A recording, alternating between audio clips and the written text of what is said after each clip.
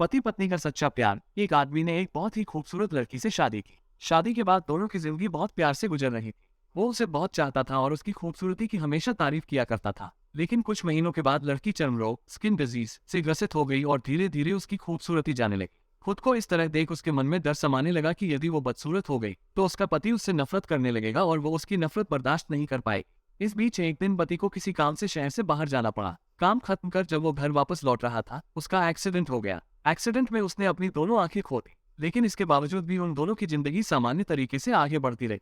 समय गुजरता रहा और अपने चर्म रोग के कारण लड़की ने अपनी खूबसूरती पूरी तरह गंवा दी। वो बदसूरत हो गई, लेकिन अंधे पति को इस बारे में कुछ भी पता नहीं था, इसलिए इसका उनके खुशहाल विवाहित जीवन पर कोई प्रभाव नहीं पड़ा। वो उसे उसी तरह प्यार करता रहा। एक दिन उस लड़की की मौत हो गई। पति अब अकेला हो गया था। वो बहुत दुखी था।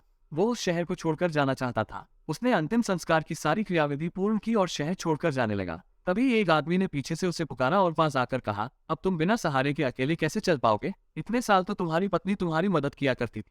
पति ने जवाब दिया, दोस्त, मैं अंधा नहीं हूँ। मैं बस अंधा होने का नाटक कर रहा था, क्योंकि यदि मेरी पत्नी को पता चल जाता कि मैं उसकी बदसूरती देख सकता हूँ तो यह उसे उसके रोग से ज्यादा दर्द देता। इसलिए